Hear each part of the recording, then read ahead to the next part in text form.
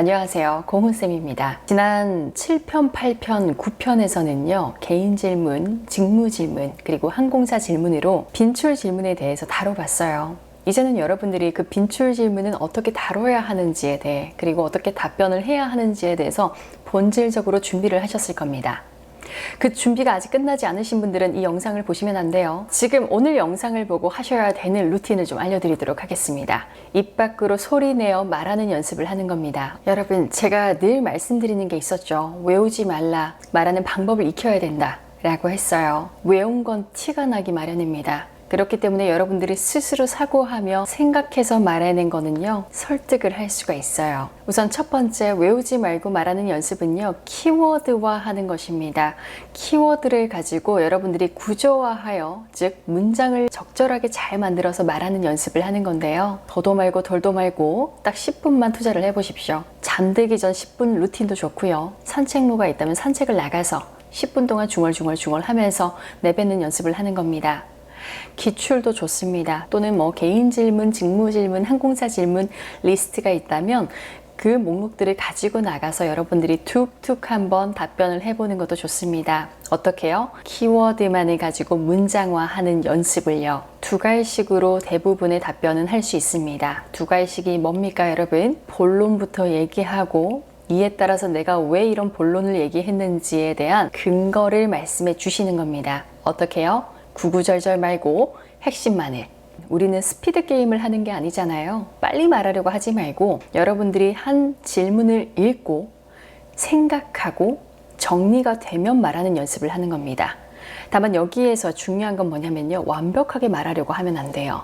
여러분들이 먼저 질문을 던지고 이에 따라서 하나의 키워드, 즉 본론을 말을 하는 겁니다. 그리고 이에 따라서 근거는 어떻게 말하지? 라고 생각하며 자연스럽게 말을 해보는 거예요. 절대 완벽하지 않을 겁니다. 녹음을 한번 해보십시오. 되게 뻔하다라고 생각할 수 있지만 이 방법이 굉장히 효과적이기 때문에 녹음 또는 녹화를 해보라는 겁니다. 이 녹음본이라든지 녹화본을 보면요, 견딜 수가 없을 거예요. 내 목소리가 소름 끼치게 어색할 거거든요. 그럼에도 불구하고 나의 목소리, 나의 답변, 나의 모습을 본다라고 생각하지 말고 지극히 타인의 입장이 되어서 타인을 바라본다라고 생각하고 바라보십시오. 이 답변이 이렇게 했으면 더 좋았을 텐데 하고 다음번에는 또 다르게 구성을 해서 말을 해보는 겁니다. 그러다 보면 정말 좋은 이상적인 답변이 나올 거고요. 이러한 노력들을 반복하다 보면 듣기 편안한 답변, 핵심만을 말하는 여러분들을 발견할 수 있을 겁니다. 이 기간은 정해져 있지 않아요. 여러분들이 뭔가 보장된 것들을 원하지 않았으면 합니다.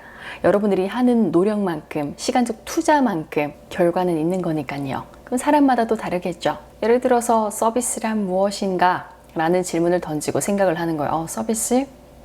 나는 공감이라고 생각해. 던지는 거예요. 떠오르는 걸 바로 말을 해보는 거죠. 이렇게. 네, 서비스란 공감입니다. 공감 없는 서비스란 저는 죽은 서비스와 같다라고 생각하기 때문입니다. 이렇게만 해도 돼요. 이렇게만. 면접은요, 소통입니다. 소통이에요.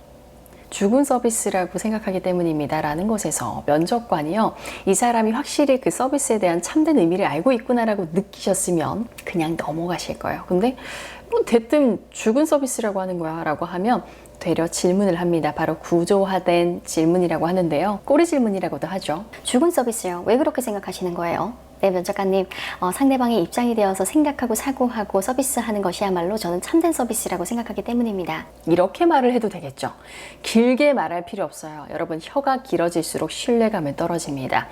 간결하게 핵심만을 말을 하는 게 훨씬 더 신뢰감을 높이는 하나의 방법이 될 수 있습니다. 그럼 또 궁금하시면 구조화된 질문을 하거나 꼬리 질문 하시겠죠.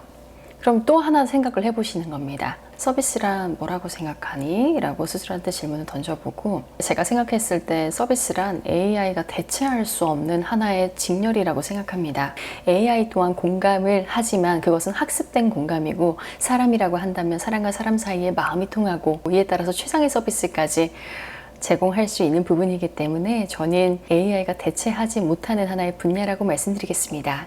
이렇게 말을 해도 되고요. 또 하나 더 해볼까요? 서비스란 무엇이라고 생각하십니까? 라고 했을 때 서비스란 생각이 안 나면 스스로 고민을 해봐야 돼요. 시간이 들더라도 스피드 게임 아니라고 했습니다. 하루에 한 질문에 따라서 3가지의 답변으로 해보는 겁니다. 내 입에 붙는 말들이 있고요. 와, 이런 식으로 해보니까 말이 잘 나오네. 또는 왜 내가 미관식으로 구구절절 얘기했지? 다음번에는 이렇게 말을 해봐야겠다 라는 게 나옵니다. 스스로 트레이닝을 하는 거예요. 실제로 수업을 하면서도 저는요, 정답을 먼저 알려드리는 게 아니라 먼저 해보시라고 합니다. 그리고 스스로 생각하고 복귀하게끔 하고요. 이에 따라서 제 의견을 말씀드려요. 그러다 보면요, 금방금방 성장을 해요. 왜냐? 뭐가 옳고 그른지, 뭐가 더 적절한지 감각적으로 확 익히실 수 있거든요. 여러분들도 꼭 스스로 해보시길 바라겠습니다. 꼭 에너지와 시간을 투자하세요, 여러분. 세상에 공짜는 없습니다.